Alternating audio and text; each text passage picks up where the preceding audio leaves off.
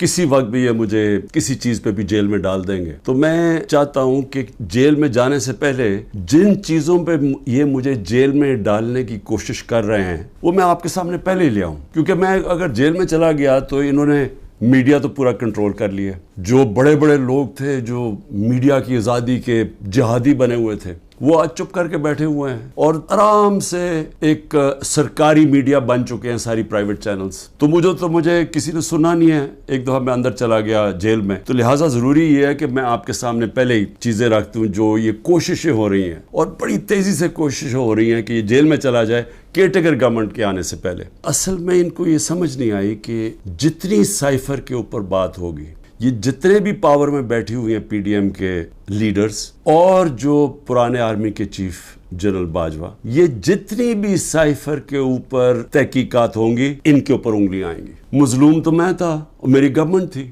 Cipher کس کے لیے پیغام تھا؟ وہ پیغام اسی کے پاس تھا نا جس کے پاس پاور تھی، جس کے پاس ایجنسیز تھیں، جو ان سب کو بھیڑ بکریوں کی طرح ادھر لے جا سکتا تھا دوسری طرف اور گورنمنٹ کرا سکتا تھا، وہ جنرل باجوہ تھا۔ تو میں نے بڑی کوشش کی تب بھی کہ اس کے اوپر تحقیقات ہوں۔ میں نے پہلے ایک کمیٹی بھی بنائی جس میں جنرل طارق کو ہم نے اس کا ہیڈ بنایا، لیکن یہاں اتنی طاقت ہے ایک آدمی کے پاس کہ وہ جنرل طارق جیسے آدمی نے بھی کہا کہ نہیں جی میں یہ اس کمیٹی کا ہیڈ نہیں بن سکتا۔ پوری کوشش کی گئی سپر کنگ نے کہ کسی نہ کسی طرح دب جائے بس سائفر کی، اس کے اوپر بات ہی نہ ہو۔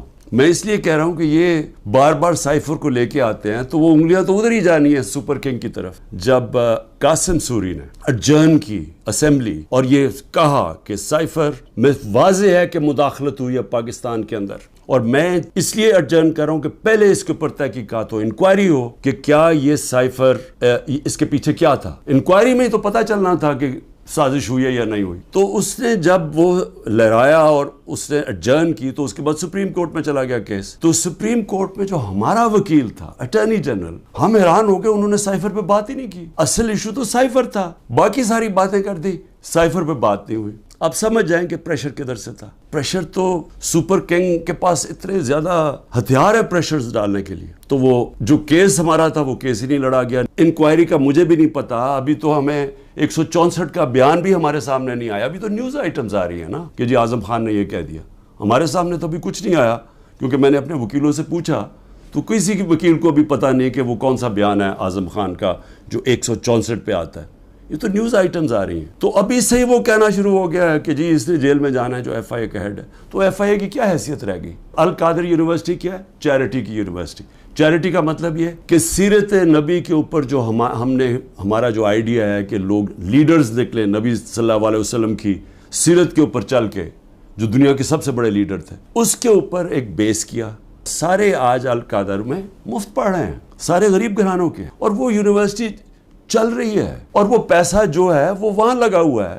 اس میں عمران خان کا کیا ذاتی فائدہ ہے؟ اس پہ مجھے یہ سمجھا دیں کہ مجھے کدھر سے فائنینشیل بینیفٹ ہوا ہے۔ یعنی اگر پوچھنا ہے فائنینشیل بینیفٹ تو دیکھیں کہ ملک ریاض نے بلاول ہاؤس بنایا یہاں لاہور کے اندر، ذرا دیکھیں کتنے اربوں روپے کا بنا ہے۔ وہ دیکھ لیں کہ جو لنڈن کے اندر جو ملک ریاض کا 190 ملین پاؤنڈ آیا جو آج سپریم کورٹ میں پڑا ہوا ہے، تو اس میں سے 50 ملین پاؤنڈ انہوں نے گھر خریدا ہے لنڈن میں حسن شریف سے، نواز شریف کے بیٹے سے۔ یہ پوچھیں کہ 18 ارب روپیہ، کم از کم 17-18 ارب روپیہ ہے۔ 18 ارب روپے کا نواز شریف کے بیٹے کے پاس پیسہ کدھر سے آئے؟ پیسہ بھی یہاں پڑا ہے۔ اگر وہ کہتے ہیں غلط مت میں آ گیا ہے، وہ گورنمنٹ آف پاکستان میں، بھئی آپ پیسہ پڑا ہوا ہے سپریم کورٹ میں، آپ انہیں کہیں کہ وہاں ادھر ٹرانسفر کر دیں، لیکن ثابت کرنا پڑے گا کہ کیا یہ پیسہ منی لانڈرنگ کا تھا یا نہیں۔ عمران خان کے اوپر کیا الزام ہے؟ میں جب تحقیقات میں کہ جی وہ جو انہوں نے اسیس کیا تھا، وہ جو آپ نے جو اس کی قیمت تھی گفٹ کی، وہ انہوں نے کم دکھائی ہے۔ بھئی اگر انہوں نے کم دکھائی ہے، وہ لوگ ابھی بھی بیٹھے ہوئے ہیں، ان سے پوچھیں کیوں کم دکھائی ہے۔ میں تو ان میں سے کسی کو نہیں جانتا۔ مجھے تو جو ملٹری سیکٹری آ کے بتاتا ہے کہ جی یہ قیمت ہے، یہ آپ نے دینا، میں اسی کے مطابق چلا۔ جو بھی ہے میرا سارا کچھ ڈکلیئرڈ ہے، سارا کچھ ایف بی آر کے پاس ریکارڈ ہے، ساروں کے اوپر جو بھی میں نے اگر کسی کو بیچا اس کے اوپر ٹیکس دیا ہوا ہے وہ ریکارڈ ہے، سب کچھ ان کے پاس پڑا ہے۔ کیس ہے کیا؟ وہ کیس ٹرائل پہ چل رہا ہے, جج صاحب بڑی تیزی میں ٹرائل چلا رہے ہیں, سب جوڈس ہے, میں اس کے اوپر بات نہیں کروں گا, لیکن میں یہ ضرور چاہوں گا کہ ایک فیئر ٹرائل میں رہے, موقع ملے موقف رکھنے کا, اور میں یہ ثابت کروں گا کہ اس میں کوئی چیز بھی میں نے غیر قانونی نہیں کی. نائب چیئرمین کو بھی میں ذرا سوچ رہا ہوں کہ ان کا ضمیر شاید جاگ جائے اس چیز پہ. نواز شریف مرسیڈیز سب سے مہنگی گاڑی ہوتی ہے, بی ایم ڈبلیو اور مرسیڈیز مہنگی ترین گاڑی ہیں, وہ گاڑی خریدتا ہے جو کہ اس کو اجازت ہی نہیں ہوتی. 6,36,000 روپے میں سب سے مہنگی گاڑی مرسیڈیز 6,36,000 پہ لیتا ہے. پہلے تو کیا اس کی قیمت دیکھی, کوئی مرسیڈیز اتنی سستی آتی ہے, یعنی اس کی قیمت دیکھیں 42 لاکھ, کوئی مرسیڈیز پاکستان میں 42 لاکھ کی آتی ہے, تو اس نے صرف 6,36,000 دیا اس کا. تو پہلے تو چوری تھی کیونکہ آپ گاڑی نہیں نکال سکتے. پھر ذرا قیمت دیکھ لیں. میں اور بھی ویسے یہاں قیمتیں میں دیکھ رہا ہوں کہ میرے سے نیب والے پوچھ رہے تھے کہ جی آپ نے یہ بڑی آپ نے سستی چیزیں لی ہیں, مجھے تو پتہ ہی نہیں تھا, لیکن ذرا میں ایسی میری نظر پڑ رہی تھی, ایک پرلز کا نیکلس وہ سوچیں صرف 27,000 دے کے لیا نواز شریف نے.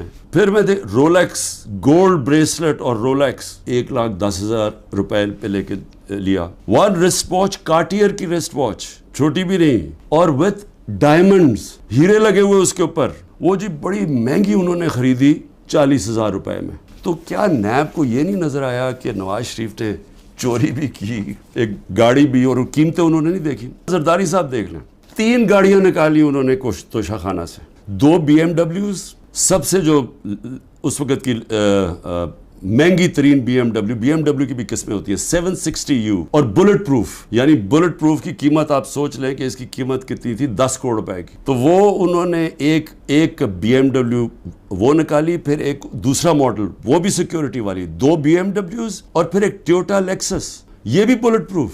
شہباز شریف اور اس کے بیٹوں کی آپ نے انکوائری بند کر دی, 7 ارب روپے کی انکوائری آپ نے بند کر دی. 7 ارب روپے کی انکوائری بند کیا کی, جس کے اندر یہ بچ ہی نہیں سکتے تھے.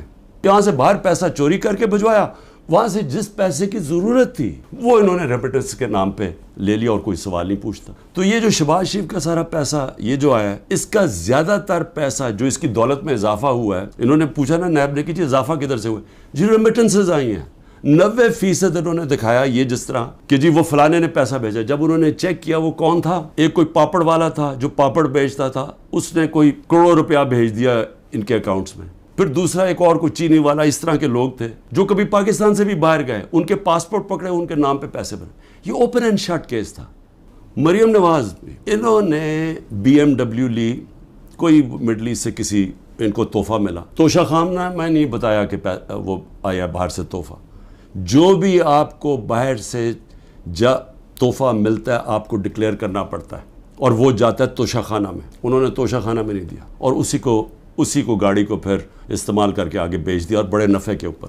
مریم اور اس کے بھائی حسین کے بیچ میں ایک کانٹریکٹ سائن دکھاتے ہیں کہ جی ٹرانسفر ہوا ہے فلیٹ 2006 میں, وہ جس میں وہ سائن کیا, جو فونٹ تھی جس میں وہ ٹائپ آؤٹ ہوا, وہ ابھی آئی نہیں تھی فونٹ, وہ اگلے سال آئی. سیدھا عدالت میں جھوٹ بولا گیا, فراڈلنٹ کانٹریکٹ دکھایا گیا. ابھی تک وہ یہ نہیں بتا سکے کہ یہ 4 مہنگے ترین لنڈن میں محلات جنہیں کہ ان کا پیسہ آیا کدھر سے, ابھی تک کچھ نہیں. لیکن جج صاحب نے پوچھا نیب سے کہ جی بتائیں, وہ تو کہتے ہیں ہمارے فلیٹس ہیں, آپ ثابت کر سکتے ہیں؟ نیب نے کہا نہیں جی ہم نہیں ثابت کر سکتے. چلو جی کیس ختم. زرداری صاحب تو پہلے مشرف نے جب ان کو معاف کیا ان کی کرپشن, تو اس کے اندر سب سے پہلے تھا جو سرے محل, جس کا بڑا شور مچا. سرے محل کے اندر آپ سب جانتے ہیں کہ انہوں نے ایک بہت بڑا ایک ریل اسٹیٹ لے لی, کتنی ایکڑز کی, انگلینڈ کے اندر سرے میں. وہ اینڈ میں جا کے پاکستان نے وہاں کیس کیا, کیس میں ثابت ہو گیا کہ یہ دکھائی نہیں سکتے تھے ان کے پاس پیسہ ہے. تو جب وہ ثابت ہو گیا کہ ان کے پاس تھا نہیں, وہ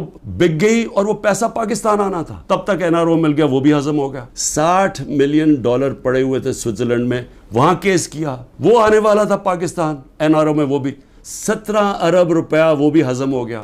جن لوگوں کو گولیاں ماری, سیدھی لوگوں کو گولیاں ماری, 69 لوگوں کو, پروٹیسٹرز کو, انہی کے اوپر کیس کر دیے. ضلع شاہ کے گھر پہنچ گئے. جب اس کو قتل کیا گیا تو پولیس کسٹڈی میں اس کو قتل کیا گیا, میرے اوپر 302 قتل کا پرچہ کر دیا.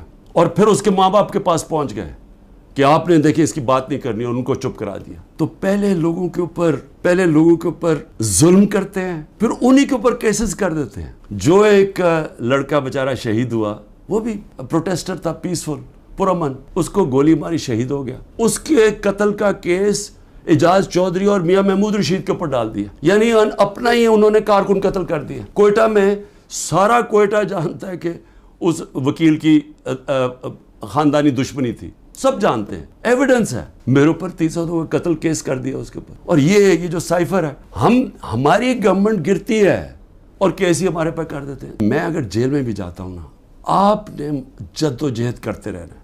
اور میں ہمیشہ 27 سال سے کہتا ہوں پرامن جد و جہد. لیکن یہ آپ کے لیے اتنا ضروری ہے کیونکہ یہ جو ساری سٹرگل کر رہا ہوں اپنی ذات کے لیے نہیں کر رہا. اگر ذات کے لیے کر رہا ہوتا تو میں بڑی پہلے چھوڑ چکا ہوتا. کون اپنی زندگی کو داؤ پہ لگاتا ہے؟ کون کسی کے اوپر 2 دفعہ قاتلانہ حملے ہوتے ہیں اور وہ پھر بھی لگا رہتا ہے؟ یا جیل کے اوپر سارے اکٹھے ہوئے ہیں جس آدمی کے اگینسٹ، وہ کیوں کھڑا ہے؟ کیونکہ میں اس کو سیاست نہیں سمجھ رہا، اس کو عبادت سمجھتا ہوں.